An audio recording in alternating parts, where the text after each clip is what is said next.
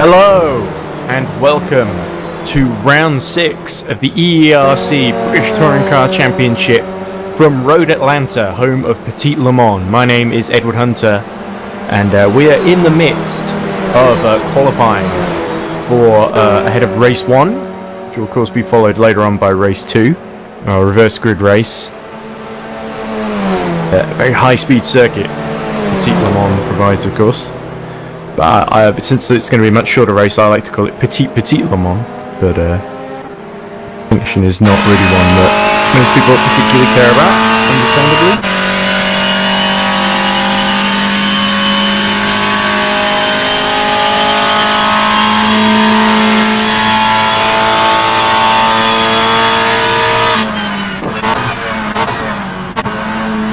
Motion up that we need as we look at Pascal Eggert, of course.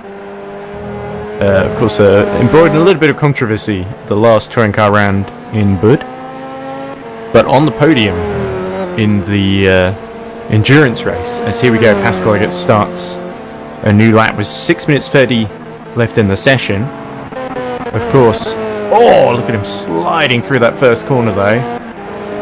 But it is at the moment it's Hunter Burke Simulation, of course, my team, with Mia Rose and Liam Rance locking out the front row. Of course, Mia Rose filling in for the absent Alessandro Valente, who's second in the championship. Took at Massin Morel in the 880 Speed Eagles. Was Moynier in the Iris MG gets up into third place ahead of Simone Seminara. Great lap actually there by Moynier, right next to Liam Rance. Of course, he's got all that ballast on board. Here he is. Just coming through the 10A and 10B chicane. Lap. Then 11 he goes. The lovely downhill sweep here through the last corner.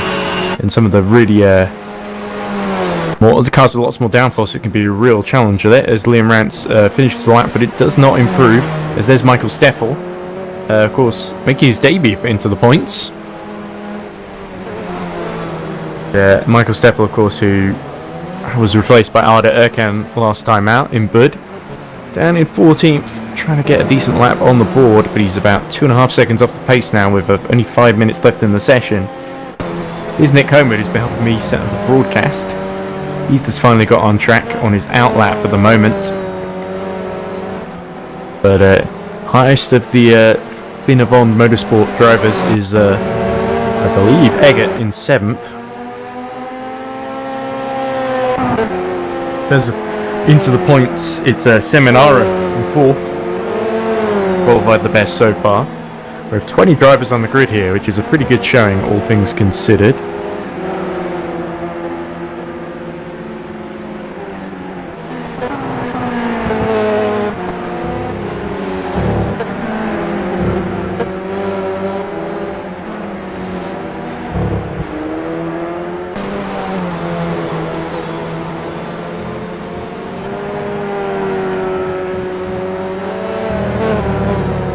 It's just Eric Kamedi, our third driver, who's just come back and asking when the race is. Qualifying's on at the moment, mate.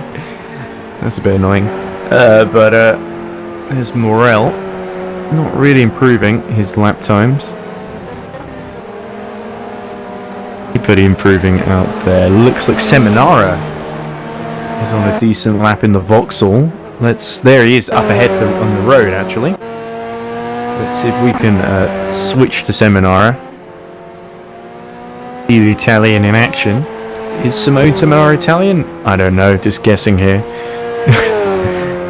He is, he hasn't bothered to tell me. The Italian flag on the back of the rear wing. That is where I got the idea from, so there must be something to that.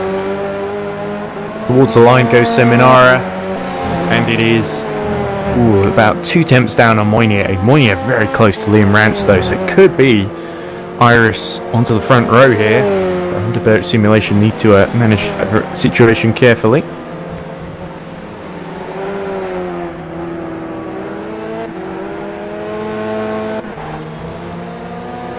Will we be Joshua Birch is still working on Le Mans qualifying and 2-hour practice. He's got to cover every practice session apparently for the 24-hour Le Mans. I can't imagine the viewing figures are too great on that. Nick Homewood, I think, still out there trying to set a lap on the board. As the auto director seems very interested in Morel. Whoa, there's Sokolowski for the Speed Eagles, 609 in the Vauxhall. New team, of course, Speed Eagles, trying to the logo looks suspiciously similar to ATR Falcons, actually. For the final 2 minutes now, so we're getting to the to crunch time.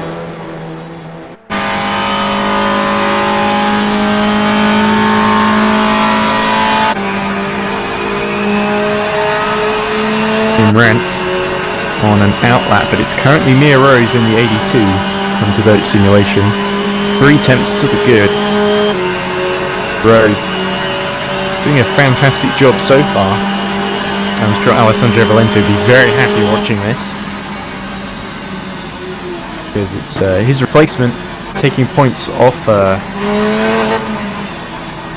Liam Rance, who could well be a title rival later on, and Mia Rose really getting loose through the final chicane. Jonathan Jones says, "Cam on into the points." So it's clear who he's supporting. But currently Pericki and I believe the best of the into the points drivers. Joshua Hamilton down in 13th really, as Mia Rose starts another lap. Krafke gets himself up to 8th as well. 22. So Max Petrafsky in the lev speed. It's a Davis in 5th in the 75. That's the best lev speed. Thomas McHugh down in 12th as well.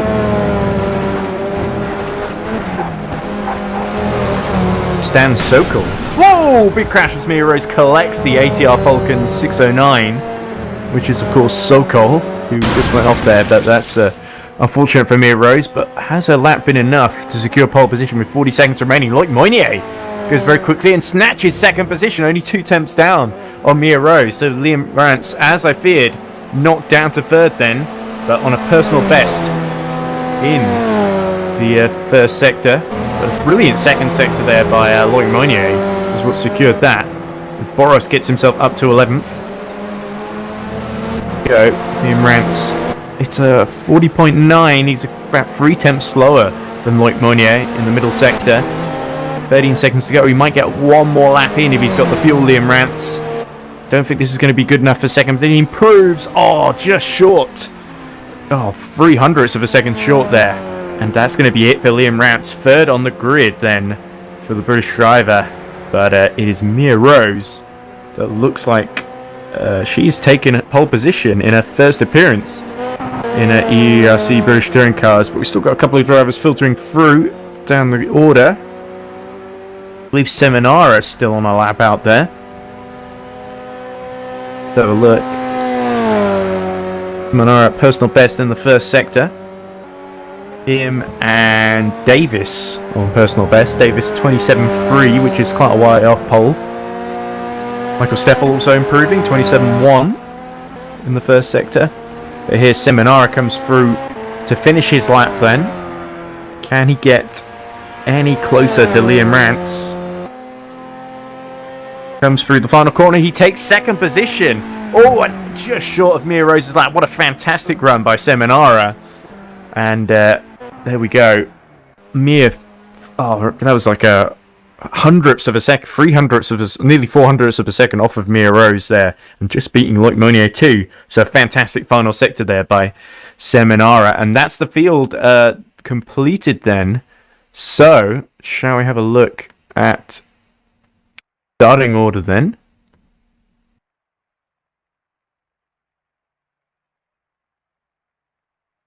It's Mia Rose on pole position from Simone Seminara into the points. Loic Moynier in 3rd, and Liam Rance will start 4th. The man 4th in the championship, 4th on the grid. Big points to be made for Hunter Birch Simulation today. Pascal Eggert will start in 5th. Chris Davis, 6th for Lev Speed. Oliver Pericki in 7th for Into the Points. And Stan Sokol in 8th.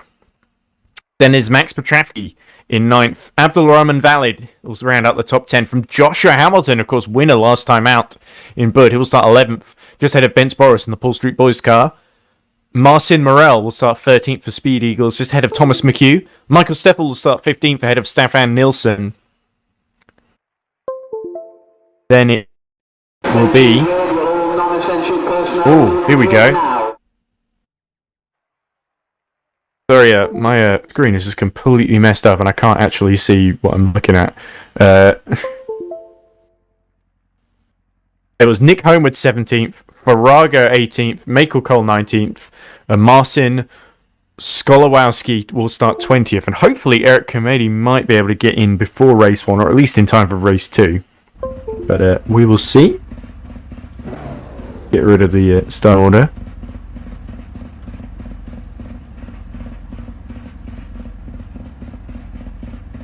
Grid info down, and Parsek's really starting to act up now. I feel like someone else is there fighting against me.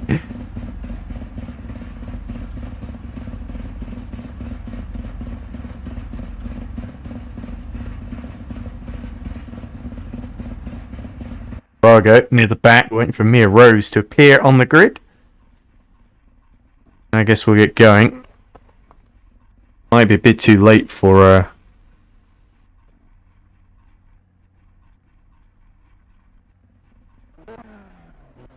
note for report, 6:09 quality last lap, impeded because of not holding brakes.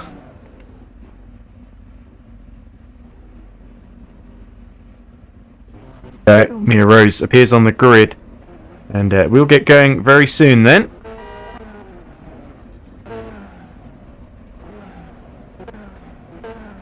Mia Rose on the left and Seminara on the right, with Moynier and Liam Rance behind them both.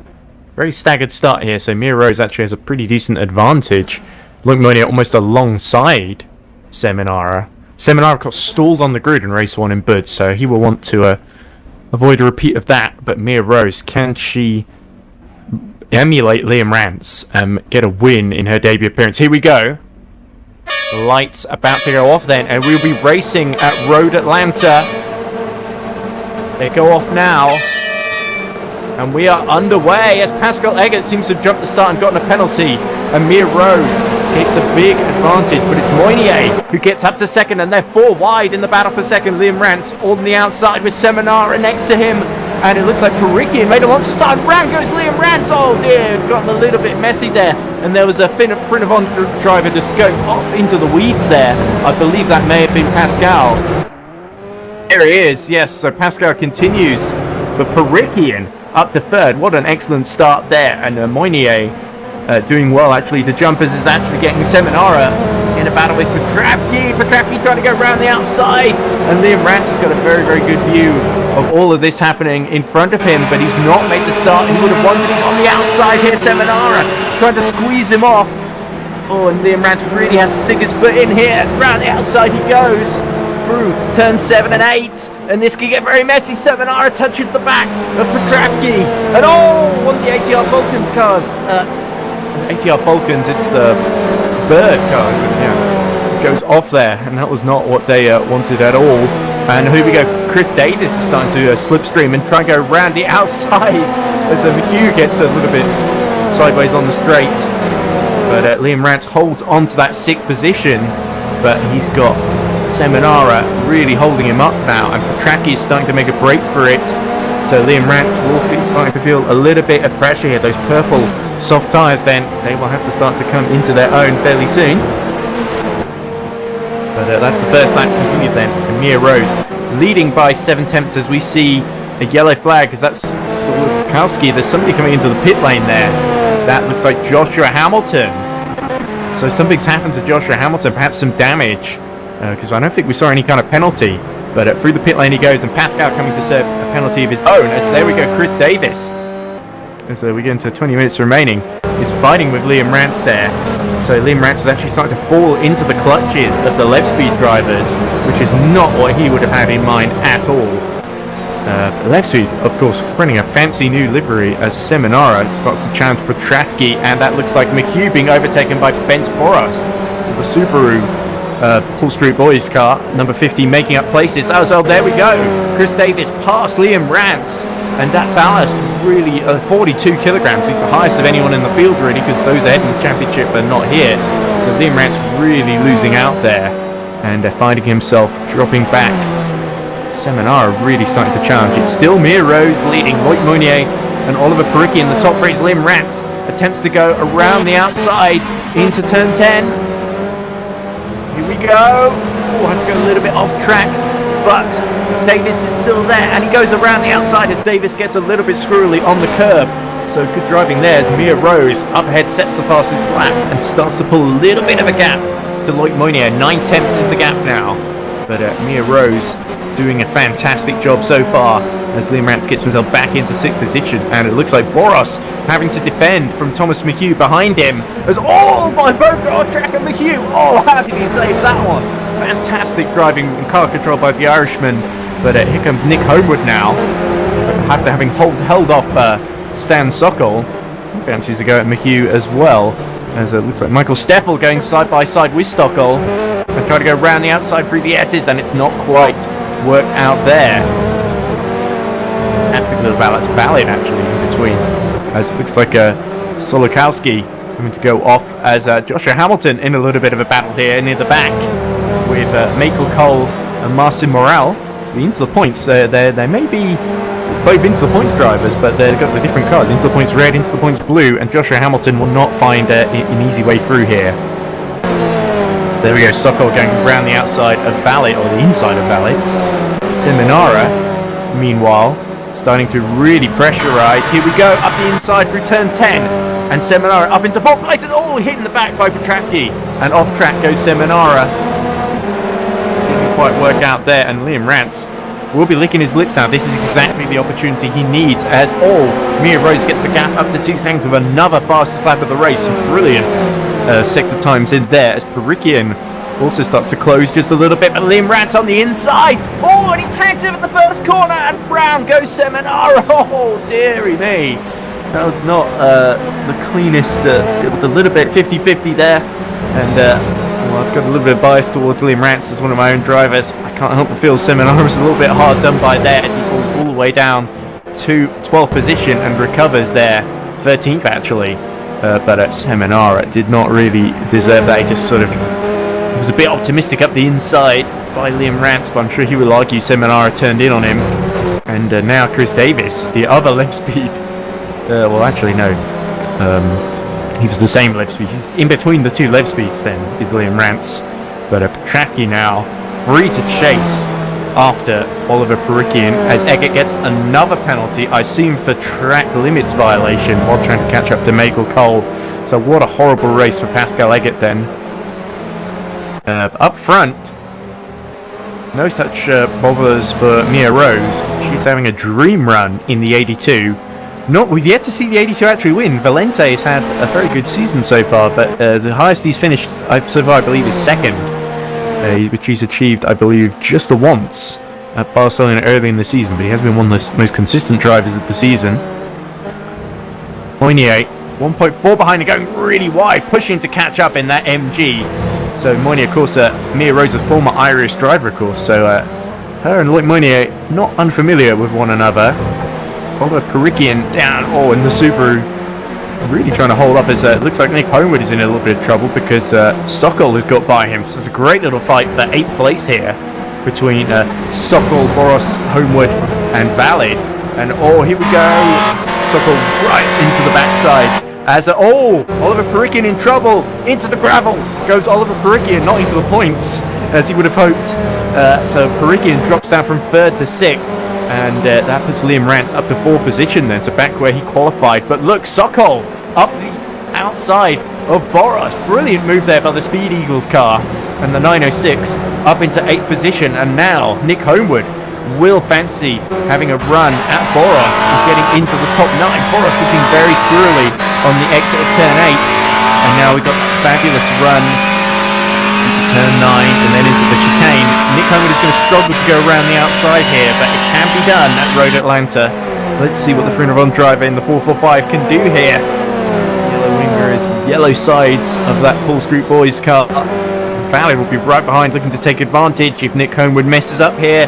He brakes early and tries to get a big run on the cutback. A little slide there by Boros. We've seen him, he's kind of the drift king of this series as Liam Rance fighting with Petravki now for third position. So let's focus our attention on that battle. Liam Rance, gotta hope he doesn't get a penalty for that contact with Simone Seminara.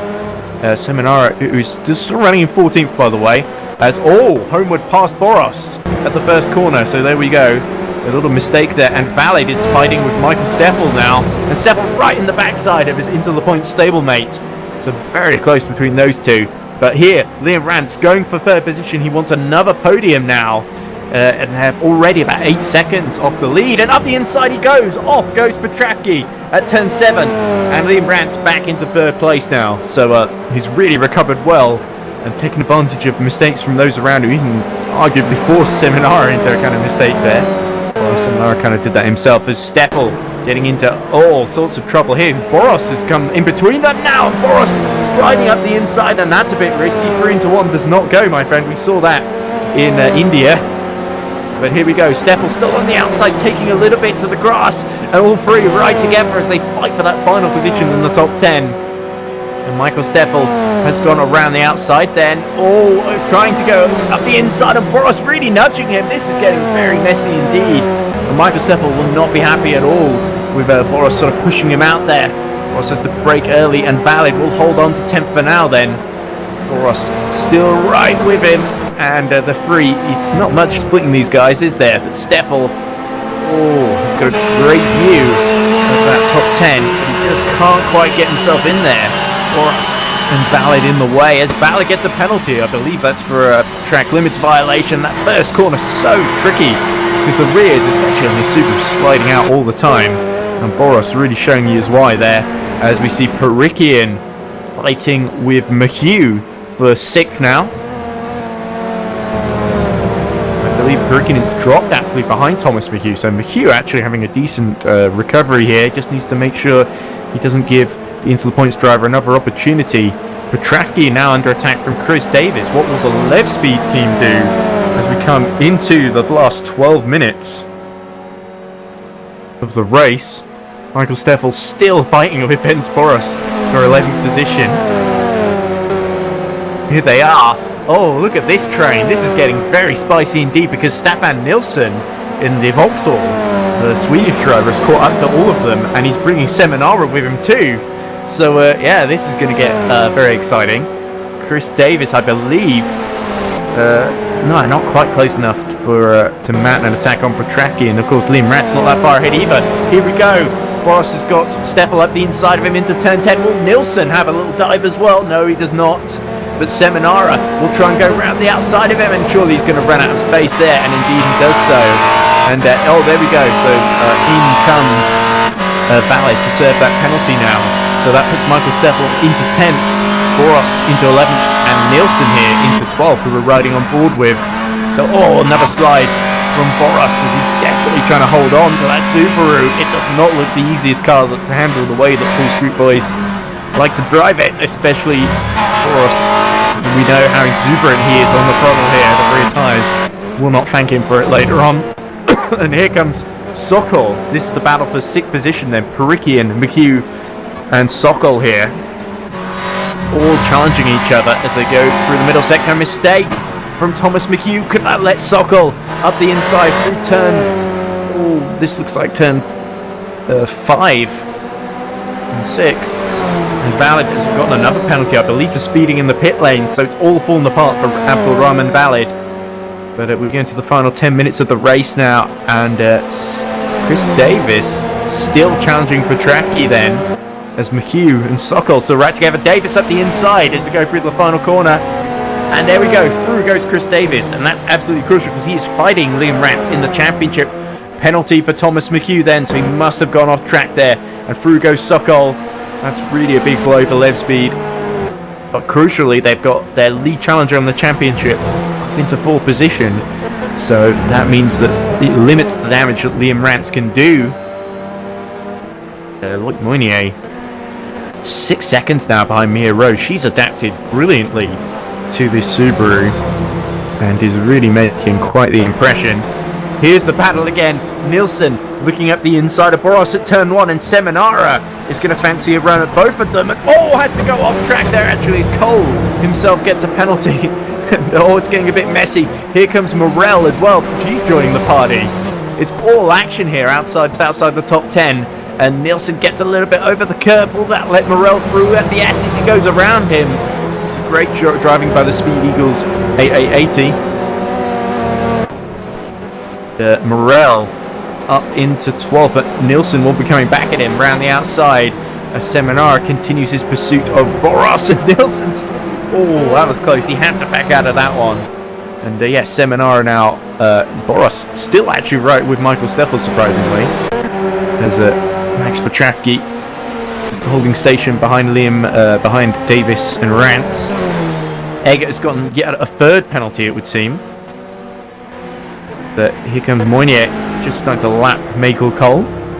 But it's a 6-second gap still to Mia Rose. So the action is really happening behind. Here comes Nielsen up the inside then of Morel, completing the move, but he gets on the gravel there.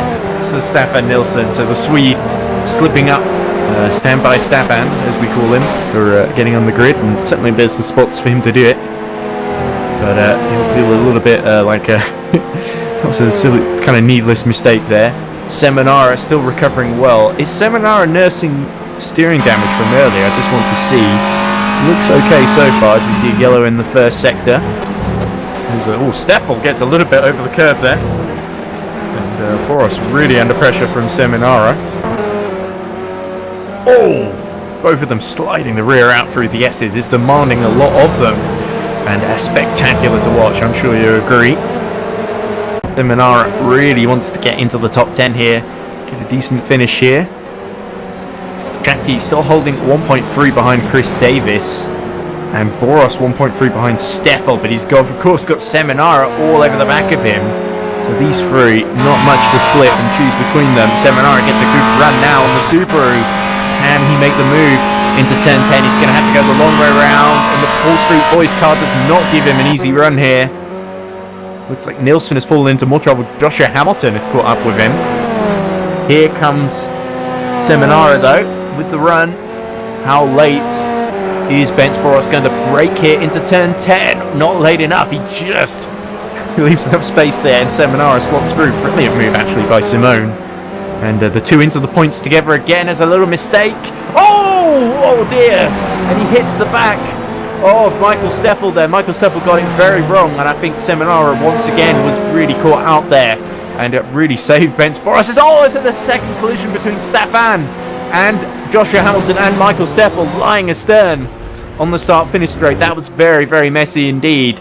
And all three cars quite heavily damaged, I think. Oh, Steffel just being let through by Nielsen.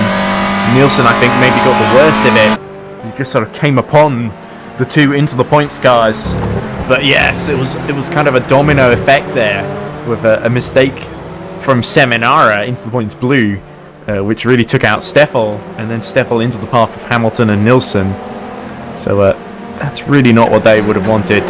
But the battle continues. Morel up the inside. Another mistake from Boros then as Seminara is once again caught up. He's going to have another go. Hopefully with more success this time. As the lights start to come on, it's starting to get a bit dark actually at Road Atlanta. It's amazing how quickly the sun can set over the course of 20 minutes. 5.5, the gap between Mia Rose and Loic Moynier. Although it's gone back up to 7 seconds now actually, so Moynier has made a mistake, I believe. But yes, it's just a real battle here in the top 10 just to stay there. But Boros providing really most of the frills and spills as Seminara has a run round the outside into 11 and 12, and they've got Morel holding up the both of them. Will Seminara complete the move round the outside before they reach turn 1? What an absolutely brave maneuver here. He's really fired up, is Simone Seminara. The race not going to plan so far, but Boros has to make way, and Seminara gets his elbows out and moves back into the top 10. Now surely Morel will not have too much to fight back with here in the Speed Eagles 880. Nick Homewood up ahead has actually had a pretty quiet run. He's 10 seconds to the good though of Morel. Closest other gap is Sokol and Perikian about 3 seconds apart. But Boros has had to let, of course, as we saw, Seminara through. And this is really the closest battle on track with 4.5 minutes remaining left in the race. But it's looking good for a double Hunter Boat Simulation podium. But of course, Iris, their big rivals in the championship, only about 30 points behind, will get second here. So that certainly keeps Iris in the hunt. But certainly they will not outscore Hunter Boat Simulation at this rate with Mia Rose's efforts so far, unless something dramatic happens in the last 4 minutes. Fingers crossed it doesn't. Here comes Seminara to the outside. Is he really close enough to pull this one off? Depends. Morel sort of puts Seminara slightly offline there. And Seminara ends up losing quite a lot of time. Speed Eagles will hold on to their 9th place at the moment. With Morel, I believe, the best of all of them, apart from Sokol, who's in 7th, of course. So, an interesting race so far, and you've got to wonder what the reverse grid is going to be like, whether there will be more opportunities then. Oh, lovely drift by Seminara. What a beautiful piece of car control there, with sparks flying out the rear. But yeah, definitely an interesting way to take the S's.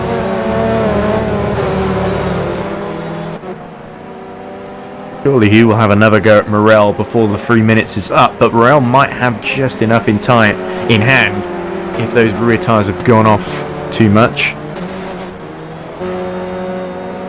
Nielsen is still right behind Steffel. Here we go in the battle for 12th, but it's really kind of wounded warriors back here, just trying to get a few points out of this one. But Nielsen, right behind him. Steffel's car does not look like it's handling well at all. You saw it just struggling to get on the power, struggling to even go in a straight line. The steering looks ever so slightly bent. It's having to pull to the left to prevent drifting to the right there. But it's mostly in a straight line, actually. Will Nielsen have a go at him round the inside? He's got the run.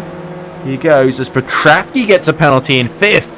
And that could be absolute heartbreak for Lev Speed then. They were looking good for 4th and 5th as Nielsen has to back out. But Petrafsky, will he actually have time to serve the penalty? He should do. But it looks like he's just gone off track at the S's and paid a heavy price. He will surely have to give up 5th to Perikian. I think Sokol might even get into the top 6 here as Nielsen gets a penalty too. So Stefan, his assault of the top 12 will be over then, as Seminara has caught right back up to Morel. I feel a bit sorry for Simone Seminara. Could rightly have felt he could have got a podium maybe out of this one. But that contact with Liam Rance, will have to see if there are repercussions after, because Rance is only about 8 seconds ahead of Davis, so we'll have to see how harsh the penalty is as Morel goes really wide, and through comes Seminara. It's actually raindrops potentially starting to fall on the circuit here. So here we go, the last minute of this race is going to be very interesting indeed. 6 seconds still though, the gap between Mia Rose and Loic Moynier as we edge towards the final lap. Seminara has got ahead of Morel before they get to the braking zone. Who's going to be brave as Morel pulls out to the left, but has to tuck back in. And Petrafsky comes in to serve that penalty. So yes, down to 7th he will go. Will Nick Homewood actually take 7th place off of him? I believe he just might here. There's not really enough time for anybody to switch to wet tyres here, and the track is not really wet enough to make a difference. The rain has come just a bit too late. But there, Nick Homewood will snatch 7th then. And this will be, I guess, the closest battle on track. But where is Mia Rose? Yeah, she might be actually near the very end of the race here. Just about to lap one of the Into the Points blue cars ahead of her. But what a peerless drive. Even as the rain falls, it can do nothing to dampen this performance by Mia Rose. You see Morel being overtaken and going off track at the S's there. But Mia Rose will get another lap in then. So this is the final lap then. And Mia Rose will have to complete.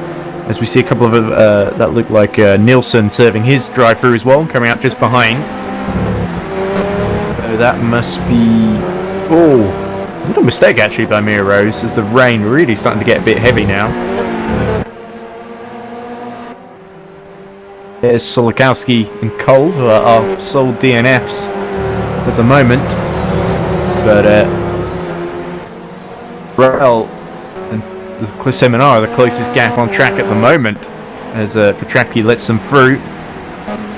They're down in 18th, but we'll have to surely give way to Mia Rose, who's on her way to win in her first appearance, emulating what Liam Rance has done. And Liam Rance himself has had a decent recovery.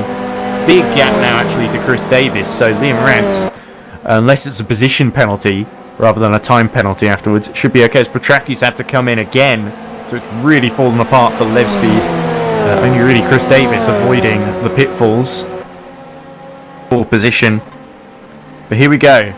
Through the last couple of corners now, as Perikian overtakes Chris Davis. There we go. So a mistake by Davis. But Mia Rose now coming through the final couple of corners. And Road Atlanta Race 1 goes to the likeable Australian driver. There she goes. And in Alessandro Valente's car, the 82 finally sees a victory with a new driver at the wheel. And here comes Loic Moynier on his return for Iris. Takes second as Sokol overtakes Davis as well. So Davis really struggling. I wonder if there's heavy... He's run out of fuel. I think he's run out of fuel here. Oh, that's heartbreak for Chris Davis. And through goes Nick Homewood as well. So Lev Speed are not going to finish in the top 10 after all, it would seem. Oh, that's such a bit of gall. But either the engine is blown or he's run out of fuel. That is heartbreak. But Liam Rance, of course, will finish third. Perikian snatches fourth because of that. Stockwell takes an unexpected fifth on his debut. So what a lofty finish for Speed Eagles. Nick Homewood, top six. He'll be happy with that. Seminara incredibly recovers to seventh despite getting into two major incidents. Morel will finish eighth. Boros is just coming around to finish ninth. Steffel will finish 10th, just ahead of Joshua Hamilton, who just oh no, there's Davis as the rain falls. Oh, what a miserable sight that is for Lev Speed. They won't even finish. There comes Petravski, so Petravski will finish in 12th, I think, as there's Mia Rose doing the victory party. Oh, there we go, celebrating with a big drift, and rightly so. That's exactly why she's been hired by Hunter Birch Simulation. But as we wait for Petravski, and Petravski's just coming around to finish, I think Davis will have to DNF because of the lack of fuel. But let's have a look then at our race 1 results.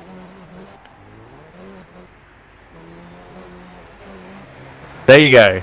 Mia Rose takes victory then by 5.4 seconds over Loic Moynier. What a fantastic drive that is, but she'll have to do it all again from the back in race 2.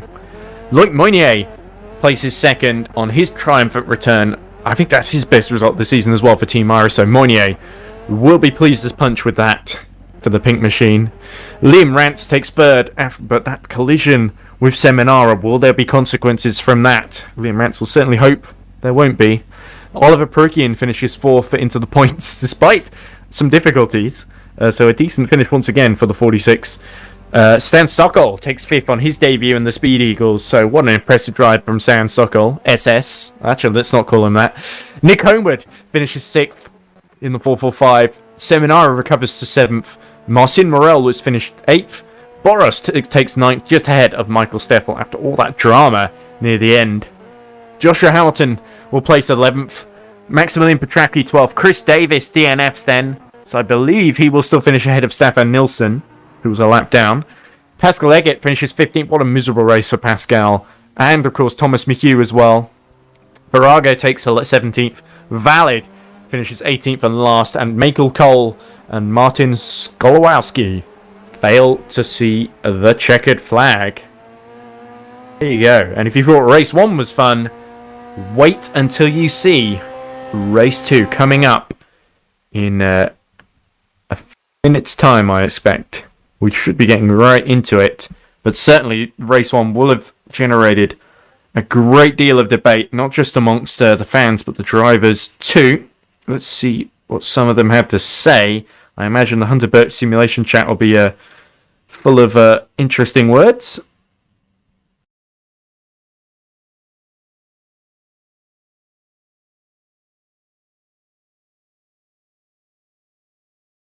Steve,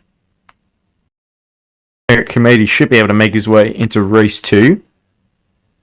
Sounds like, here we go. Hero says she took no risks once she had a gap.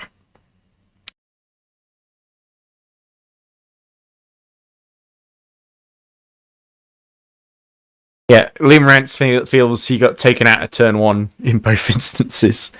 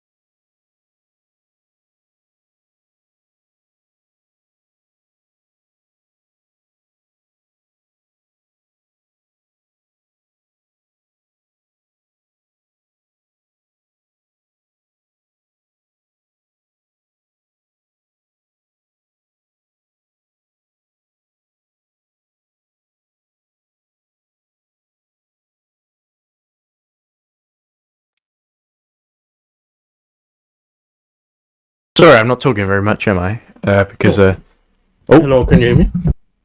Ooh, who's this I'm talking to? Ah, Petravki. Good evening. Maximilian. Hello.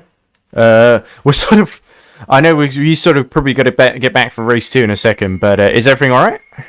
Yeah, we had a pretty big problem in race 1, which The first corner looked a little messy. Yeah, first corner was a bit messy, but we managed to gain quite a bit from that, Chris and I, but we made a little bit of a error with the fuel, and so both of us ran out at the end. I apologise to our viewers, by the way, because it's gone back into the R-Factor thing, and I can't make it go full screen. So I might need Nick's help for that, unless he's already here, and I'm fighting with him for the control of his streaming computer. Sorry, anyway, Maximilian, so you were talking about the start. So, yeah, big gains from the start, and I wasn't sure what happened, because it seemed to fall apart for Lev Speed near the end, because Chris Davis seemed to run out of fuel at the end. And all of us ran out of fuel.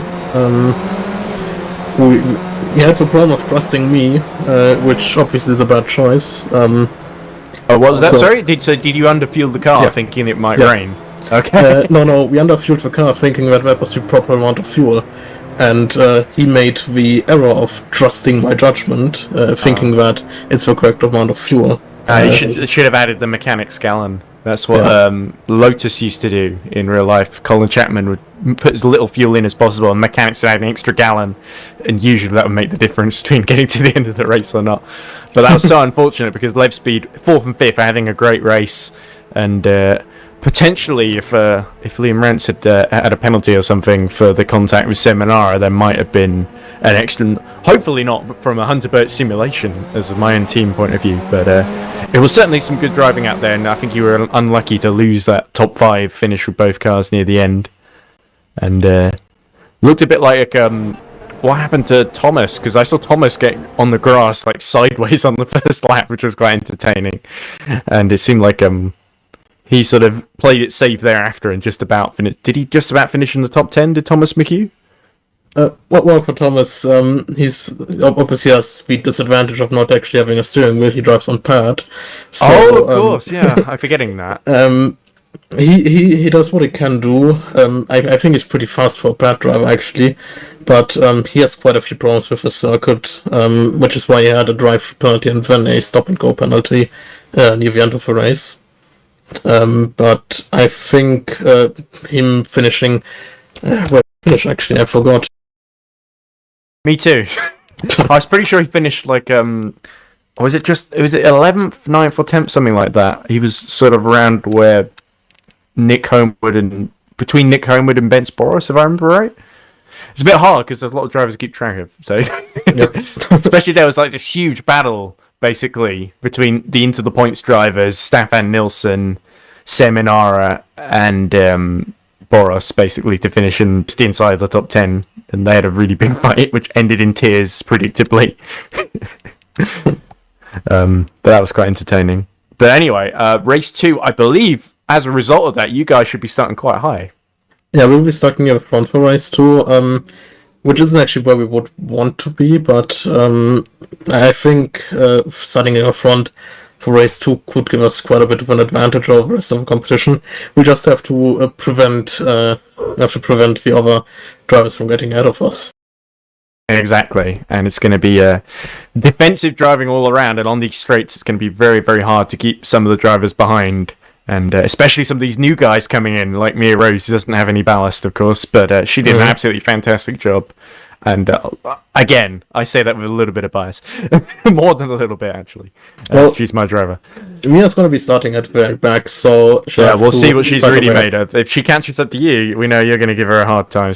I'll give anyone a hard time. Exactly, yeah. Well, hard but fair. Because I know not a lot of people were happy with what Pascal Leggett accidentally did at the first quad. Didn't look deliberate, but he just braked way too late and caused a bit of a kerfuffle. Yeah.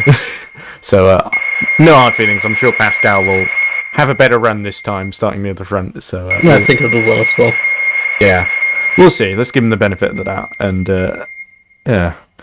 But I know Liam Rance was not happy because he's already had enough of Pascal Leggett and him barging into each other. And he feels the aggrieved party, it would seem. But hopefully that won't happen again.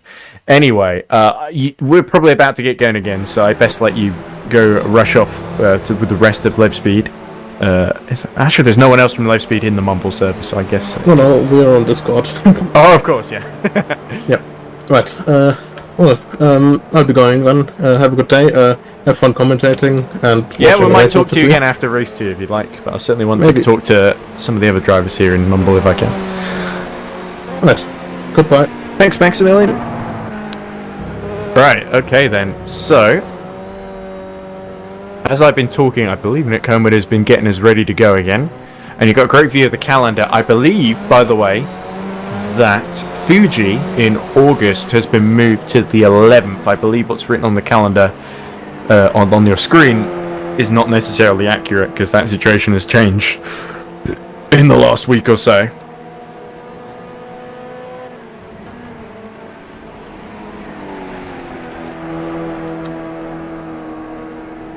There we go. He's clearly been listening to me because I was just saying, oh, it would be nice to have it in full screen, and now he's done that. So thanks, Nick.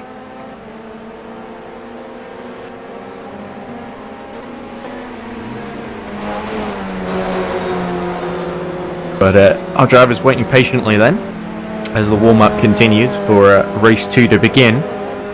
And certainly, who's going to be really fired up this time? You wouldn't bet against... sorry, by the way, if I accidentally moved the overlay all the way to the left. It's still very, very damp after the end of race 1. So we could be getting a wet start for race 2. And if that's the case, then expect the wet tyres to be coming out. And remember when it rained in Interlagos, how good Liam Rance was. He'll be starting, of course, near the back, just in front of Loic Monnier and Mia Rose. And did Eric Kamedi find a way of joining the server before we got going again?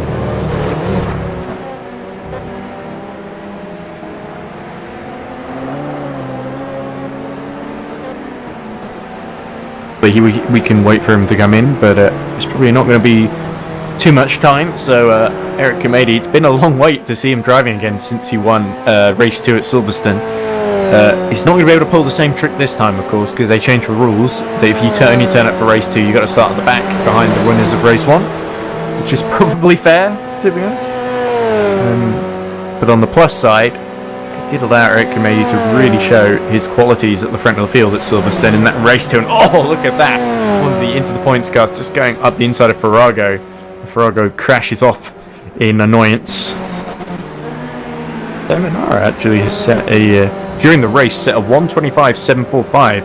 Only marginally behind Mia Rose's fastest lap time. So you gotta say, impressive stuff there by the Italian.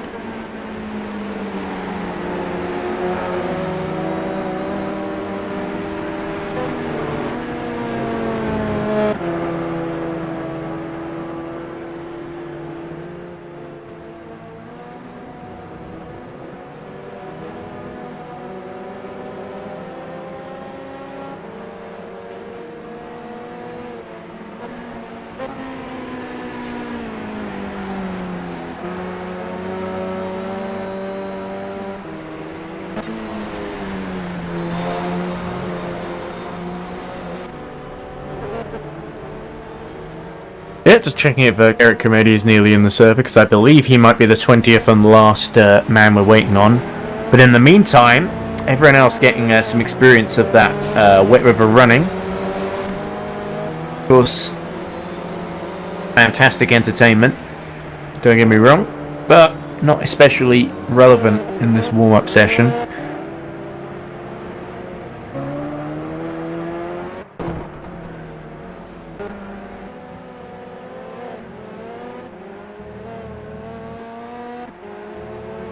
There's Pascal Eggert,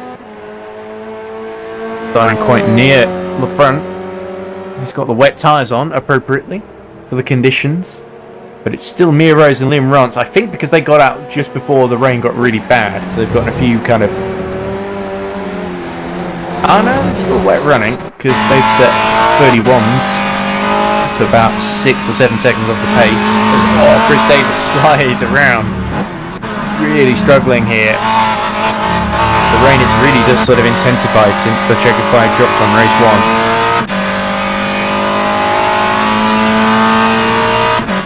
1. It's from the servers.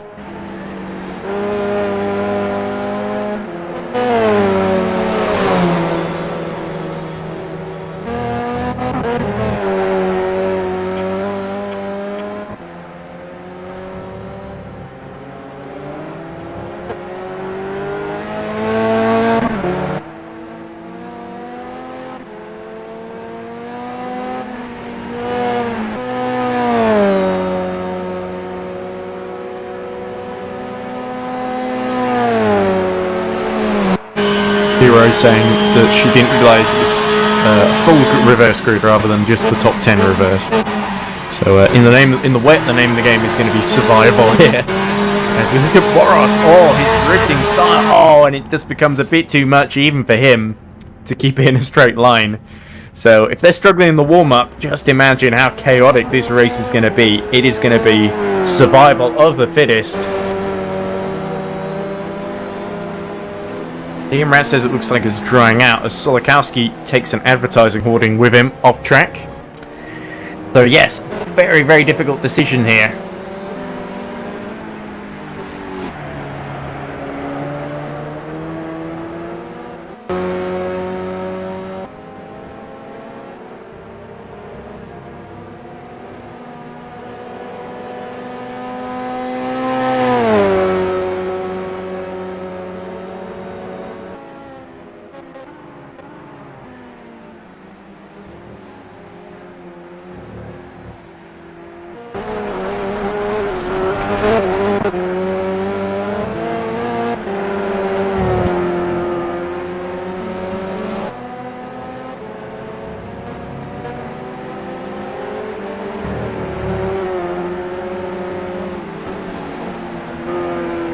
Yeah, so I think we're still waiting for Eric Comedy to get in. He's just had a crash, so he's trying to deal with that. Non-essential personnel leave the grid now. Stable at the present moment.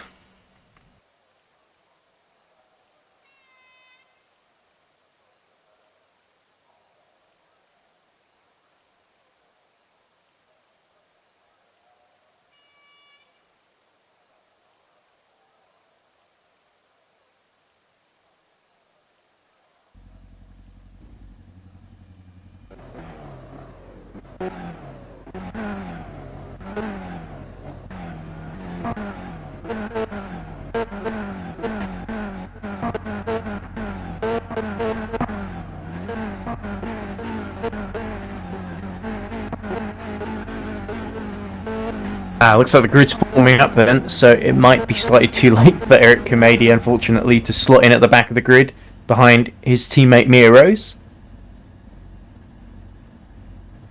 Yeah, the rain's still out there. The track's looking treacherously wet, so Kowski start from the very front, because I think he might have done enough to be classified as doing the full distance, so I'm not sure the DNFs start on the back. And they wouldn't usually, would they? Monia says, at the moment I'm back, the track is soaked. Sorry for anybody that I punt. So waiting for Solikowski to start, and he will start just in front of Abdurrahman Valid, who really was unlucky to drop out of the top 10 there in that race 1. Race 2, it's going to start off wet. Everyone looks like they're going for the wet tyres then, so because Liam Rance thought it might dry out, but it's going to be a matter of judging the conditions here. Starting lights counting down then, so Solikowski on his way to the grid. Has he made it? Looks like he might have popped in. There's one of the Into the Points cars just coming into frame. There he is. Yeah, so Underboat Simulation and Iris right at the back now, and it is Speed Eagles, Into the Points Blue, and HVML will start on the front. Here we go, race 2 underway then, and a horrible start for Abdurrahman Valid as Marcin Solikowski leads the way from Akos Farago into the wall at the back. There goes Boris, has already retired, and Seminara getting into trouble before we even reach the first corner, and Eggert up the inside of Farago to take second place. And Chris Davis has come up as well, so Pascal Eggert not wasting any time here. Round the outside he goes of Solikowski through the S's. That was a brave move, and Farago has already got himself a penalty. But look at this. It is all action. Liam Rance has already got up to 10th as well. But Eggert now pulling away from Chris Davis as Solikowski continues to drop through the order. And look at the spray being kicked up here. Visibility very much at a premium. And Petrafsky now all behind him. They could have, let's hope that Levspeed have not underfueled the car here, because they're in a very, very strong position once more, with Davis in second, Petrafsky in fourth, McHugh in fifth, and is that Liam Rance getting very drifty there. Remember, 42 kilograms of fuel on that car. He's right behind Ballet, who made a terrible start, and he's got Nick Homewood right behind him, of course. Nick Homewood who challenged for the victory into Lagos, and the Levspeeds lying astern, as there's all been another collision just behind them between, it looks like, Perikian and Steffel in trouble as well. Mia Rose has really not made the progress you would hope for. Up the inside comes Thomas McHugh, past Solikowski, and continues to drop through the order, as Chris Davis is now right behind Pascal Eggert for the lead of the race, and having to brake just a bit earlier through turn 1. So it is Eggert, Davis, Petrafsky, McHugh, Levspeed, second, third, and fourth. But here comes Joshua Hamilton now. Looks like Liam Rance has got into all kinds of trouble now. Look at this. And there's Moynier going up the inside of Joshua Hamilton. Don't take each other out, guys. Hamilton goes wide, and off he goes. And he almost spins it there, as Liam Rance has got Nilsson and Homewood either side of him. And he just about comes out on top there. But it is a very, very fraught battle here, as Michael Steffel is out now. Mia Rose is fighting with Farago near the back, so Mia Rose has really gotten involved in a couple of incidents. I imagine it's just sort of people have bumped into her, really, and she's probably not been able to do too much about it. As there we go, Moynier past Petrafsky. Petrafsky has made a mistake, and it looks like Liam Rance will take advantage past. He's gone past Joshua Hamilton, and now he fancies to go at Petrafsky. Up top 6 for Liam Rance already. He loves these wet conditions. So does Loic Moynier and Pascal Eggert, it would seem. Pascal Eggert now starting to just build a bit of a gap to Chris Davis, who had such a strong first lap. And here comes Liam Rance then. All are weaving, they're trying to get the slipstream off of one another. The sun has come out, by the way, so the track will start to dry as we get later into the race, but it wouldn't be enough to go to dry tyres. Here comes Liam Rance up the insides of Max Petrafsky. Max Petrafsky said he would defend hard from the leaders. Wide he goes! And Liam Rance just finds a way through, and so too will Joshua Hamilton try around the outside. And Nilsson is right next to them as well. This could get very, very tasty indeed. Have a look at this then. And off goes Max Petrafsky. He just got a little bit wide, and he's taken out Nick Homewood as well. Oh dear. That's really bad luck there. And oh, we had a disconnection there, but there's Petracchi facing the wrong way. Mia Rose coming through now as well. Let's have a look at the race 1 winner. Oh, and that is your visibility. Not great as she goes up to 11th position. And the steering wheel looks okay though, so Mia Rose survives for the time being. But there's your battle for the lead then. Chris Davis keeping Pascal Eggert very, very on his lead. And Eggert so close to victory in race 2 at Bud. Before it all came apart. Can he pull it off here at Road Atlanta, or will Chris Davis overcome him? And here's Liam Rance. He's exactly the kind of person that Pascal Eggert will not want to see coasting up to the back of him. McHugh holds on to third for the time being, but he's got Loic Moynier now really challenging him in the MG, another car that goes really, really well in wet conditions, as we've seen. And Davis really is going to be putting the pressure on to Pascal Eggert in the wet. It's so easy to make a mistake as Loic Moynier pulls out to the right of Thomas McHugh and makes a move as they go into turn 10. Moynier's got the overlap. Through he goes, and can Thomas McHugh do anything about it? He nudges Loic Moynier in the back. Oh dear, that was clumsy by Thomas McHugh, and now Liam Rance will surely coast up to the back of them and take advantage. But Chris Davis takes the lead from Pascal Eggert. A mistake at the last couple of corners by Pascal allows the Lev Speed driver to take the lead, and this is absolutely crucial because Chris Davis really needs to recover after race 1. He was going into this weekend fighting with Liam Rance for the lead of the championship, and now needs to make hay while the sun shines, even though the ground may be very, very wet indeed. As Pascal Eggert really starting to struggle now.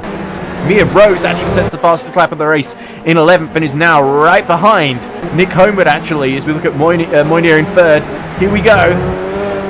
Nick Homewood, of course, used to this kind of pressure, but can he hold off? Superbly talented driver in Mia Rose, and she's having to really fight her way through from the back here and avoid all the carnage. It's gotten a little bit the better of her in the first couple of laps, but she's recovered brilliantly now.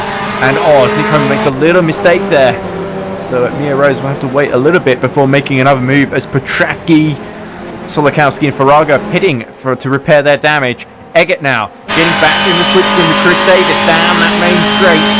Can he make a move into turn 10? It looks like he will try along the inside. Eggert's got the inside, he's got the shorter line, but can Chris Davis break late around the outside? They both touch, and Chris Davis holds on brilliantly. And Pascal Eggert will have to be content with second place for now and bide his time, but it is getting very interesting behind. Here comes Oliver Perikian up the inside of Staffan Nielsen for 7th position. And there we go, a place gained for the into the points driver. But here's Hamilton having a go at Thomas McHugh, and McHugh goes really wide there, and the Irishman in the Lev Speed will have to give way to Joshua Hamilton, who is now free to chase after Liam Rance, who has been closing that last sector, 19.8, the personal best of the race from Liam Rance. So it's all getting very, very tight now on the top 4, and Joshua Hamilton could now potentially join the battle. But Eggert's still 4 tenths now behind Chris Davis. What a thrilling race too this has been so far. Rose has overcome Nick Homewood for 10th at the moment, so Mia Rose could get some good points out of this. And look at this, Pascal Eggert challenging for the lead then.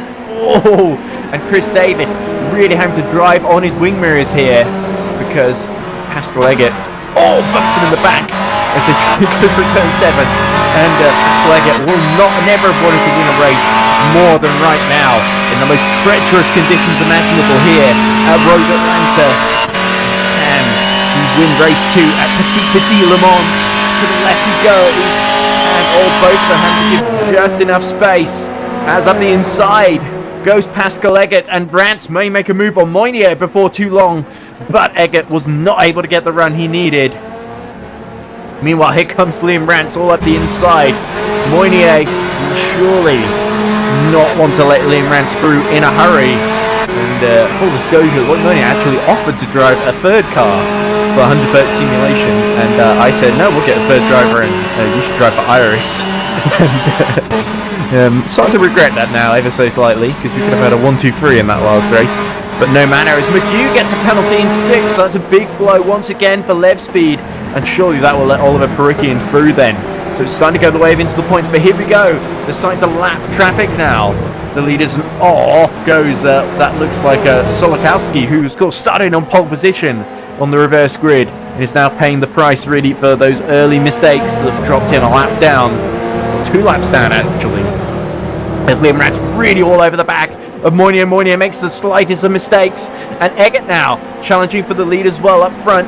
Can he get up the inside of Chris Davis? Yes, he can. So, a momentary lapse there, but Chris Davis comes back up the inside, and the left speed through turn 7 they go, side by side, and Chris Davis counterattacks, but Liam Rance power slides ahead of Loic Moynier just behind, and Nick Hobart now has got a penalty down in 11th, so that's not good for him, as Mia Rose has got up into the top 9 now, so she's really rocketing her way through and setting some brilliant laps here, as Eggert now counterattacks up the inside, and on the grass comes Pascal Eggert. Oh, they bump in the side, but they both just about survive, and Chris Davis is going to have the inside line now, as looks like Moynier is trying to come back up the inside of Liam Rance as well, as Eggert gets it slightly wrong there, and Moynier pushes. Very, very hard racing there by Loic Moynier. But like I said, he will not let Liam Rance through without a serious fight here. And there we go, Liam Rance will have to hang back and hold tight then, as looks like, is that Joshua Hamilton going really wide as he tries to lap Solowowski, so clearly something's gone wrong there. But Liam Rance challenging like crazy up the inside with the S's, but that becomes the outside. What a fabulous move there. He's pulled off on, and look at a mistake from Pascal Eggert up ahead. So here we go. It's a rematch then between Liam Rance and Pascal Eggert.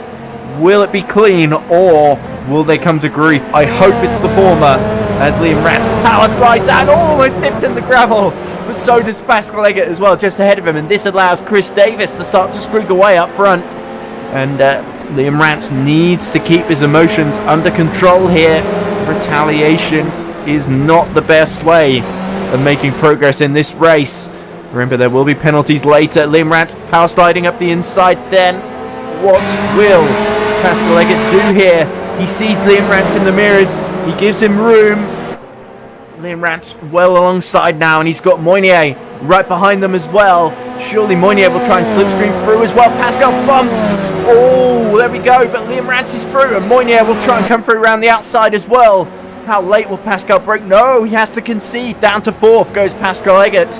And now Liam Rance and Loic Moynier will fight each other for that top 2 position, as McHugh has got Nilsson trying to come around the outside of him. Mia Rose rapidly catching up to the both of them, but McHugh holds on to 7th for the time being, but hasn't surely got that penalty. Through goes Nilsson actually. That's not a good run from Thomas McHugh. There we go, dramatic stuff then. Liam Rance now, he's going to chase after Chris Davis, already caught back up to him. So this now the battle for the lead between Liam Rance, who has won 3 races this season, and Chris Davis, who is yet to win any for Levsby, but has been very consistent, as Liam Rose gets ahead of Thomas McHugh as well. So McHugh in real trouble in the Levspeed, as McHugh retires, so no wonder. Something must have gone wrong there. Perhaps he crashed out. And look at this. Chris Davis under real pressure now, as Liam Rance looks very comfortable, even with those 42 kilograms of ballast. Round the outside he goes. Liam Rance takes the lead from Chris Davis, and Chris Davis did so well to hold on for as long as he could, as Pascal Eggert and Loic Moynier fight for that 4th position, and Eggert goes up the inside into turn 7 as we come into the last 10 minutes. And both of them screwing around. Joshua Hamilton will not be far behind either. So Loic Moynier really needs to get through past Eggert if he wants to challenge for the win here. But so far, so good for Liam Rance. Just needs to make sure Chris Davis does not get the run on him. Side by side they go again in the wet. The Iris in the MG and the Finavond in the Ford Focus. But it looks like Moynier got the run and has completed the move now. Or has he? Because here comes Eggert up the inside through the last corner. Will he back out? Yes, he does. That was quite sensible in the end. And it looks like Mia Rose has just gotten around Staffan Nilsson. Great move there by Mia Rose as she continues to make progress. Yellow in the second sector, but Pascal Eggert, bumper to bumper with Loic Moynier. You can't really split these two at the moment. And off track goes Pascal Eggert as he goes a little bit offline behind the MG. And Liam Rance is starting to build the lead now, so it could be 2 Hunter-Birch simulation drivers that win here in Road Atlanta, as Eggert gets a penalty for cutting the track. There we go, 2 cuts in a row. So really bad. It's a rerun of race 1, unfortunately, for Pascal Eggert. So disappointment then for the Dutchman, who have been doing pretty well up to this point. But once again, bad habits setting in.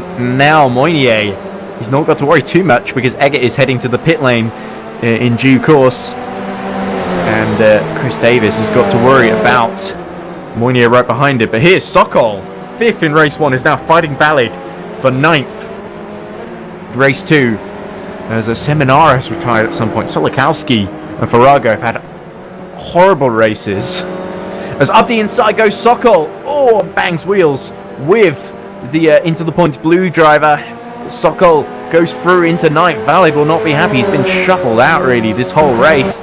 As oh, look at this, Moynier.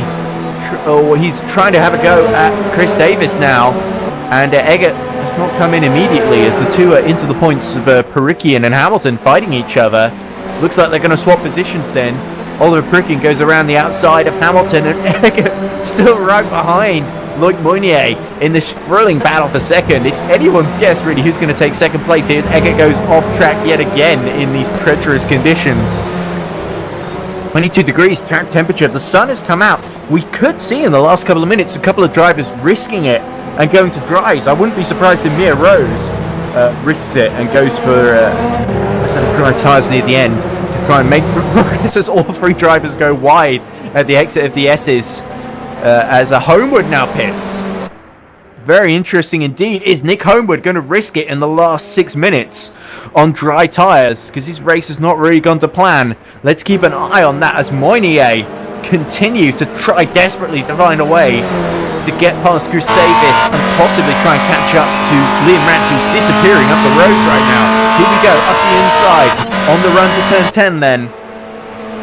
The lights really up on full blast on that MG, so no visibility issues then for the Team Iris driver, and he's got the run then. Doesn't look like Chris Davis will be able to do too much around the outside here, but he goes off into the gravel then, and Eggert will take advantage, if only temporarily, and Davis gets a penalty because he cut the corner and gained an advantage there.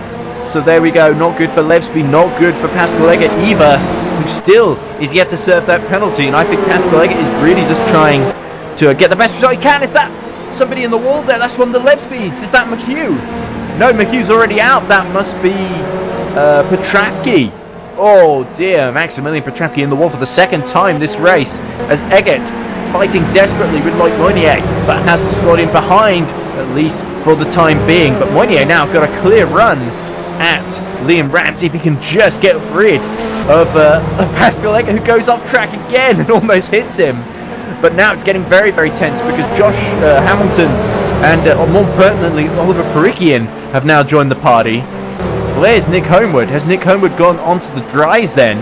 Because he's been put a lap down here and he's about to be lapped by Mia Rose, I think. As Solikowski gets in. Yeah, that looks like soft tyres then on the Freenavon of Nick Homewood. So, but look at how horribly it's drifting around. So he might be able to hold off, stop Mia Rose from lapping him. But I don't quite see Nick Homewood making too much progress here unless things change dramatically in the last 4 minutes. Here comes, looks like Oliver Perikian having a go at Pascal Eggert then. And Moynier, 5.4 seconds now, the gap to Liam Rance. That's what he's got to close in these last couple of laps. Up the inside goes Oliver Perikian. Smooth move there into the turn 10 chicane. And now into the points back onto the podium. This is where Oliver Perikian would have wanted to be in that first race before it all went to pot, really. As Chris Davis now defends from Joshua Hamilton, who goes around the outside. And Homewood is really starting to get these soft tyres to work for him now. The track starting to come for him. It's sort of 50% wet or dry now. As Homewood really sliding into turn 1. Needs to make sure he doesn't go up here. Up the inside he goes of Chris Davis. There we go. So this could be a prime opportunity now. The last opportunity really to pit for dries. I think most of them are going to stick out on the wets. It's only really Nick Homewood, who is down in 12th position, needs to catch up to Morel, but he needs to clip the leaders to make this work. I don't see it quite working out as off the track goes Nick Homewood actually. As now Mia Rose is about to close on Chris Davis then. But it is still Perikian right behind Loic Moynier then. So the Subaru really coming into its own now 4.5, so Moynier's closed a little bit, but not enough to really catch and put pressure on Liam Rance. That's Ferrario going off track ahead of them. It's all getting very, very messy now as Joshua Hamilton, Pascal Leggett and Chris Davis and Mia Rose all fighting over 5th position now. 4th position rather, and Nick Homewood is in the middle of this trying to unlap them all on the faster tyres.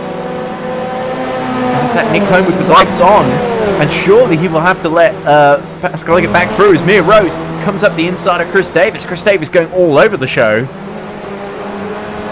Yeah, this is interesting. And Perikian has got past Moynier. Moynier still up the inside into the last corner. Here they go. Will Moynier be able to hold on down the outside? He hits the curb. Looks like Oliver Perikian has pulled it off and gotten up into 2nd position now. Absolutely crucial for him, but it's 7.6 seconds to Liam Rance. And Eggert and Davis have dived in for dry tyres now. Or are they serving their penalties? No, it doesn't look like they're going into the pit box. So this is just them bailing out and serving their penalties at the last opportunity. So incredibly, Mia Rose, despite being dead last and having such a difficult start to the race, has gone up to 4th position ahead of Joshua Hamilton. So yeah, really coming to grief there as Stefan Nilsson comes out just ahead of Chris Davis then. Luc Moynier now really still putting Perikian under pressure, and Nick Homewood trying to lap all of them. Still down in 12th position, so Nick Homewood took the gamble. It's not quite paid off unless it gets really dry very quickly, because it's looking like a very big dry line emerging now, but I think Nick Homewood's too far behind really to make much use of this as Moynier trying to counter-attack Oliver Perikian. This has been a fabulous fight for 2nd position. Through he goes round the outside, and what can Perikian do here? The danger is Mia Rose is only about 3 seconds behind these two, but there's only a minute left in the race now. So oh, here we go. Diving deep goes Oliver Perikian. He's not going to make it through around the outside, and he has to go full opposite lock on the exit of the corner. That's how treacherous it still is when you go offline. As Nick Homewood, I'm sure just behind these two, is discovering a Perikian not done yet. He comes up the inside, approaching turn 1. But a little bit of contact between the two, but Luc Moynier will have to concede, and hope he can dive back up the inside as they come through the S's now. The wet tyres will start to be past their best, quite frankly. So these two, no wonder they're scrapping away as Nilsson has lost out to Chris Davis, and Moynier trying to go round the outside of Perikian. Perikian closes the door, and Nick Homewood is going to get involved now. This could get very, very messy indeed, and Mia Rose licking her lips. She fancies another podium. Nick Homewood will surely not want to be in the middle of this fight here as Luc Moynier has to back off. Nick Homewood really in an unenviable position here as we come into the last 30 seconds of the race. This is the last lap then, as Liam Rance power slides his way through those wet tyres. Really just chewed through, but it's too late to catch him now, surely. As here we go. Mia Rose really trying to, should be having for blue flags here. Nick Homewood, get out of the way. I want to get on the podium here. But it might be just a bit too late as we come into the last 10 seconds of the race then. Liam Rance, it's surely not going to be another lap. This is it then. Through the last couple of corners he goes. And Liam Rance, who had a difficult run to 3rd, it's been all his way. What a brilliant wet weather drive. Once again, the Rainmaster Liam Rance comes through the final corner here at Road Atlanta to take his 4th win of the season and the lead in the Drivers' Championship. Fantastic driving. He wins race 2 at Road Atlanta. And here comes Oliver Perikian just holding off. But Mia Rose goes to the last minute for a dive. And that's Nick Homewood crashing out right at the end. So Nick Homewood will finish in the pit lane then. But it is Perikian 2nd, Moynier 3rd, Mia Rose still a brilliant recovery to 4th, just missing out at the end there as Liam Rance does donuts right next to Mia Rose, and Perikian doing the same. And Joshua Hamilton finishes a slightly disappointing 5th, I think. Pascal Leggett recovered to 6th in the end, but it's a case of what could have been really for him. Sokol 7th, Stefan Nilsson 8th. Chris Davis in the end, another disappointment for Lev Speed. He finishes 10th because Valid actually cuts across him. I think Chris Davis retired at the end there. Morel 10th. And Nick Homewood will be 12th. And yeah, I think Petravsky and Solokowski will be the final finisher then. So there we go. Solokowski crosses the line. But wow, what a breathless race 2. Shall we very briefly go through the order then.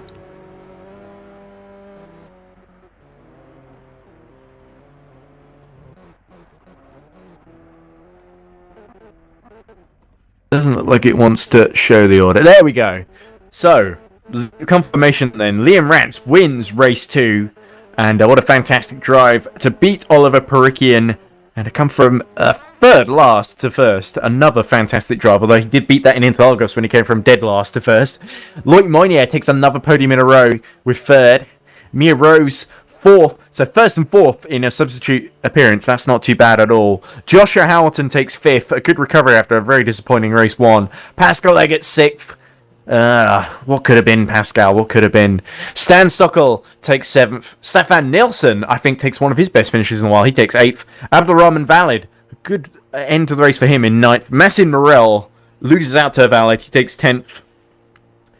And next page, we've got Chris Davis in 11th. Nick Homewood 12th. Crash at the end for Nick Homewood. It was a gamble, but it didn't quite pay off on the drives for Nick. Max Petravki takes 13th. Solikowski 14th, Ekos Farago 15th, then our non-finishers who did not really make anywhere near full distance. Thomas McHugh, Simone Seminaro again, Michael Steffel 18th, and Bence Boros. Didn't really get going, Bence. He was out before the race even started in a start line collision, so unlucky for him, unfortunately. But hey, the good news is we have now got... Oh, no. That's not what I wanted. Where is the... Well, here we go. Good news is we can now do interviews then with our winning driver from race 1, Mia Rose, because I think Liam Rance isn't anywhere. So let's drag Mia in. We are now joined by our substitute driver for these races at Hunter Burt Simulation in the 82, Mia Rose. Mia, are you there? Yes. Wow, congratulations on race 1. And it looked pretty wild out there in race 2, especially with that wet start. But you handled it magnificently to climb to 4th by the end. I suppose more to talk about with race 2, but race 1, it was just a case of managing the gap, I guess. Yeah, race 1, I had no idea what start it was, so I'm like sitting there waiting, and it's a standing start. Okay, I get a good start. And I should have told you it was a standing start, shouldn't I?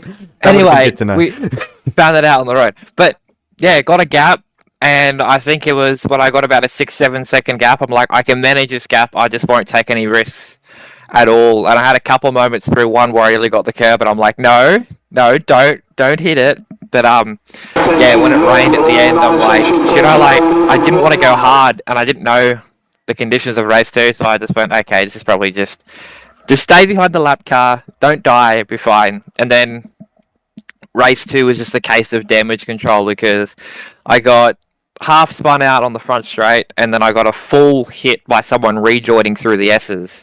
Somehow had no damage, so I'm like, okay, I'll just drive the car. Somehow half a second quicker than the entire field, but I'll take it. These cars tend to be quite robust. They're still quite quick even when the steering's like half bent sometimes. Some drivers have got... No. You should see you're the person you're replacing, Alessandro Valente. You should see his drive at the Nordschleife. Both races, his steering was damaged, and he was basically trying to 45-degree angle down the main straight at the Nordschleife is not fun. Yeah, I literally had no damage. Like I looked at the car thing and nothing. It was just grey, and I'm like, okay, cool, no damage, let's go. Well, I have to say, it's probably one of the not ATR Falcons, Speed Eagles. It was probably one of the Speed Eagles drivers, I think, that was at the back that you must have hit. It was a shame because I was watching all the battling, so I missed that happening to you. I did see what happened in Quali, though, where that happened. Something similar happened again, I think, in the S's. But anyway, race 2 then, and absolute chaos at the start. There was a start line collision. There was, I think Liam made an amazing start, and you were just in the melee and having to really pick your way through. I saw you battling with Nick Homewood, and it was just picking them off and waiting for them to fall off the road ahead of you, I guess. Yeah, the race start, I actually followed Liam through the same gap at the start, and I don't know what happened. I must have just been half a car back, like where I got hit in the rear. Like if I was with where Liam was, I would have probably got through it. But yeah, just I wasn't really waiting for him to fall off the road, more that I knew I had the pace on them. I just had to catch up, find the place to pass him, and just pass him as clean and quick as I can. But sub laps, I'd get him into turn one, have to stay behind them. Other laps, I'll just get them at the right hand or top of the hill before the long straight, and just get a good run out and pass them either down the straight or into turn one. But no, it was really fun battling through the field in the wet. I quite like driving in the wet, so it added some fun to it. Oh, that's quite fortunate then that it rained so horribly these both races, especially even at the end of race one it rained a bit as well, didn't it? So Mia, you did a fantastic job. Thanks for filling in at such short notice, by the way. I only gave you about a week because Alessandro was like, "Oh, I can't do it," or something. It was like 10 days I think before the race. Do you fancy giving it another go in later races in the season? Because we seem to struggle with our third car. But, Yes. After now finally knowing what the car will do and can do, yes. that's great to hear. But anyway, I'm going to leave you now to celebrate your... By the way, did you think you were going to get Luc Moynier, who's waiting in the waiting room, because I dragged him there for interviews. Did you think you were going to get Luc right at the end, because he went a little bit wide at the final corner? Yes, I tried to get the run out of the last chicane, and I just misjudged it. And I think if I would have got the run at the right time, I would have probably got side by side with him at the last corner. That would have been a case of, don't lift, just keep it flat. But yeah, it was close. But anyway, I think another was lap. still fantastic. Yeah, another lap, surely. God. But anyway, it's great to hear from you and great to see you in action. It was a beautiful drive, and also best of luck back here in Road Atlanta in the GD3 team that we're entering. I don't think we've announced that yet, but I guess we'll do it now. That the 485 Hunter simulation car with you, Eric Kamedi, who's making his comeback, and Liam at the wheel. So I think that's going to be something to look forward to. Raced against Liam in HME, so I finally get to see what his hacks are. Certainly someone you want alongside you and in your corner rather than against you. Although, yes. I guess you would have seen that firsthand just now. But anyway, I'm going to leave you now, but congratulations. Thanks for filling in. Really appreciate it, and all the best. So it's probably quite late there in Australia, or quite early, rather. So it's 6 a.m. and it's probably about 7 degrees. So a good thing about winter, you don't sweat your ass off. So indeed. But anyway, thanks so much, and hopefully maybe we can see you again in action at Road America in a month's time on the 7th of July. Yes. Yeah, I'm gonna get Loic in now. So we're now joined, if he's still around, hopefully he is, by Luc Moynier from Team Iris, making his triumphant comeback with a double podium finish. Second in race 1. Oh. And third in race 2. Loic, are you there? Mr. Moynier? No. Okay. Well, congratulations on your 3 podiums, Loic. Hey. Oh. Yes. Hey! Hey! I fucked up my audio settings. All fine. Okay. I had that similar thing actually earlier. But great to hear from you, Loic. So I know you wanted to drive for us, and given that we couldn't get the third car in, I think Eric Kamedi just struggled to get in the server in the end. We probably should have taken you up on your offer. But still, good points for Team Iris. Keeps the team's championship nice and tasty. And I don't think... Were you expecting to finish on the podium in both races? And were you disappointed to miss out? Because you missed out to Mia in the first race, but you just finished on top in the reverse grid race, which looked very, very thrilling. You were in a lot of battles in that second race, particularly. So tell us about your racing and any incidents and accidents, because there were plenty out there around you.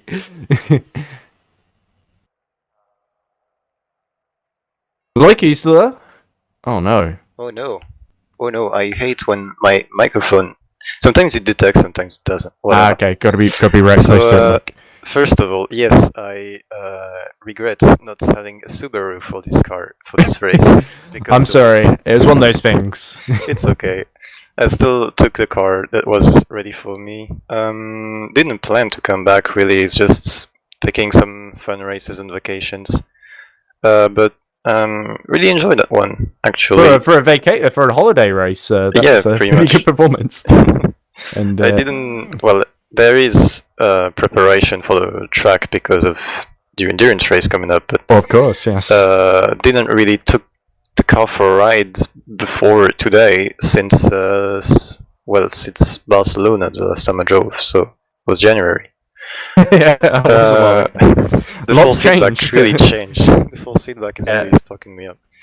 But yeah, tons of fun. Apologies for the language there. Loic's French, you can't help it. Yeah, that's French fault. Really enjoyed the battle with me, although I did some early mistakes in the race, couldn't recover from that. Just kind of in no man's land in second. And the reverse race, full wet, not in advantage for the front wheel drive cars, but still got the better of it at a good start. Gained a lot of positions on the opening lap and went a bit. Great battle with Chris Davis and Pascal, who were the early leaders, of course. They put Yeah. up a great fight, and I guess you had Joshua, who just got the better of you at the end there. Joshua had a great race too, didn't he? In fact, we should invite him in, shouldn't we, to hear from Mr. Hamilton himself. Anyway, just joining us now, and I think I'm going to drag Nick Homeward in as well for good measure. So joining us now is Joshua Hamilton from Into the Points and Nick Homeward from Finnevond Motorsport. So Joshua, first to you. Race 1 was a bit of a disaster, it must be said, and we did see it, unfortunately, on stream, because that was where the main battling was, all that intense battle for 9th and 10th that ended with 3 or 4 of the Into the Points drivers all crashing into one another. But race 2, a much happier affair, with you and Oliver making a way through the pack, and I think Oliver got second, and I think you just missed out and ended up having to settle for 5th in the end. Sorry, I got you and Oliver mixed up a second ago. But so, not quite as successful as Bud, I think it's fair to say, but overall, a weekend that ended a bit with some positives. For race 1, I got a jump start, which I'm not really too sure why, because I went after everyone else. I think Pascal did the same. Yeah, and then he messed up the first corner as well, which I think I slightly rolled out of grid slot because there was an incline, way before the lights had gone out. So when the lights did go out, it detected me as out of grid spot, which was unfortunate. So I was just having to work my way back through, and to be honest, I don't know the track very well. So I was sort of still, sorting out braking points and stuff like that, even in race 1. But it was just trying to catch back up to the pack and learn the track a little bit better. Race 2 was fun, but I just took a bit too much out the rear tyres in the Subaru. Yeah, I saw you and Oliver did the swap at one point. Oliver went around the outside. Yeah, Oliver did the exact opposite. He was very easy on his tyres at the start of the race, so at the end of the race he had a lot to use. When myself, I couldn't plant the throttle. Really, the rears were just too far gone. But oh well. Precautionary Perukian, as I like to call him. It's not going to quite catch on like a Bascal the Rascal. So I need to think of new nicknames for everyone. But anyway, it's a shame we couldn't have Josh, because he's commentating all the real Le Mans practice sessions here, so we couldn't have another double Josh reunion. But anyway, it was great to hear from you. And I have to admit, after Bud, I was really worried about Into the Points, because they got 72 points in the course of just their first 2 appearances, and like all 3 cars on the podium in race 2 as well. But now I think I just hope it rains every weekend now, because we seem to do a lot better than you guys when it rains. Honestly, we just do it for vibes. We just turn up. That's what Lloyd kind of said as well. Pace, he's apparently on holiday. We just have fun. Honestly, where we end up in the championship is, okay. Okay, well, this is the main series we participate in, so it's kind of life or death for us. Which is why I hired Mia, I guess.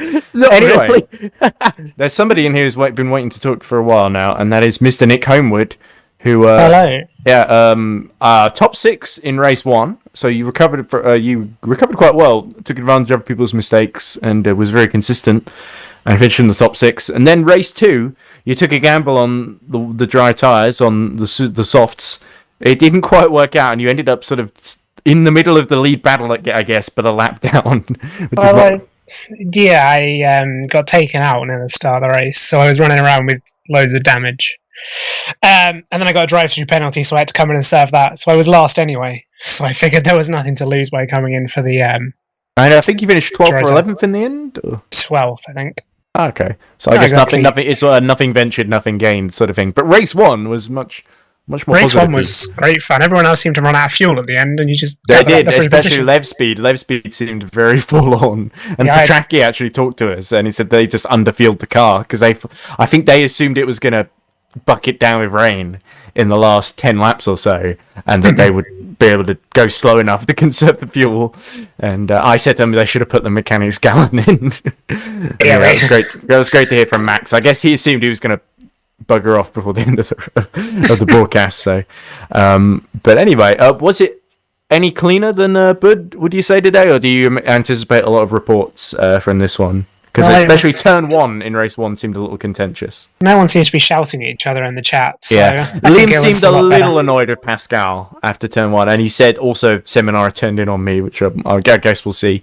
But because Seminara was the name. Seminara's had horrible luck. He's been so quick and had horrible luck. I feel a bit for him, for the Italian, but I'm sure he'll be back at the next round, Road America on the 7th of July. And I'm sure he'll be quicker than ever. So I'm looking very, very much forward to that. And we will, because I know Liam Rance is going to be in Thailand there. So we are hoping to get Jake Danahan in to replace him. And hopefully we'll have Mia Rose in our third car as well. Unless we'll have to see if we can get Eric Kamadi in as well. We got too many drivers. We'll figure it out. We'll figure it out. So many drivers will want to drive, and then about 2 always show up. But anyway. I haven't got any more closing thoughts. My brain's a bit fried after that. But I should also say, it's my dad's birthday today. So happy birthday, my dad, who will only be known to the audience as Mr. Hunter, because I don't want to give away his first name or anything else about him. But he's at a stand-up comedy gig with my brother and my mum at the moment.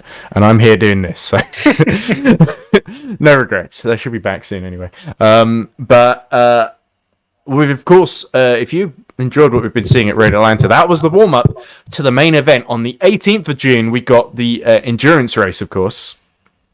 The 10 hours, the Petite Le Mans. I called this Petite Le Mans because it's sort of even shorter. It's like 20 minutes rather than 10 hours. But I know Josh, well, hopefully when he's not doing Le Mans, we'll be able to sort of, me and him will probably just swap what we're commentating on. I don't know. We'll get someone commentating on, that's for sure. I might have to take a lot of breaks though. And more importantly, we'll be entering, of course, with the Hunter Birch simulation car as the 485, as mentioned earlier, driven by in GD3, so against you, Nick. So I'm sure Mia, Liam, and Eric Kamadi are going to give you a hard time. Well, I made the car, so that's true. You did delivery, so we can't be too hard on you. Yeah. Conflicted feelings. Yeah, sure. Well, I can be as conflicted as I want. I'm not driving the car, so it's all down to Mia and company. But anyway, so to close out from Road Atlanta, 2 more wins for Hunter Birch Simulation for Mia Rose and Liam Rance to extend their lead in the team's championship. And Liam Rance takes the lead in the Drivers' Championship. But next round, Liam Rance is going to have to give it a miss because he's in Thailand and not in Road America. So it's anyone's guess who's going to leave our American stint of the season in the lead of the Drivers' Championship, because of course Alessandro Valente will be coming back and he'll be looking to gain a few more points in that 82. So from me, Edward Hunter, from everyone here at EERC Touring Cars, unless someone else wants to, somebody side there, do they want to input something before we end? No, I was just tired. Okay, fair enough. Yeah, I have kind of dragged this out a bit. But for everyone here at ERC, thanks for watching, if indeed you still are. We'll see you in about 8 or 7, about a week's time for the endurance race back here. But thanks for watching, and we'll see you then. Bye for now.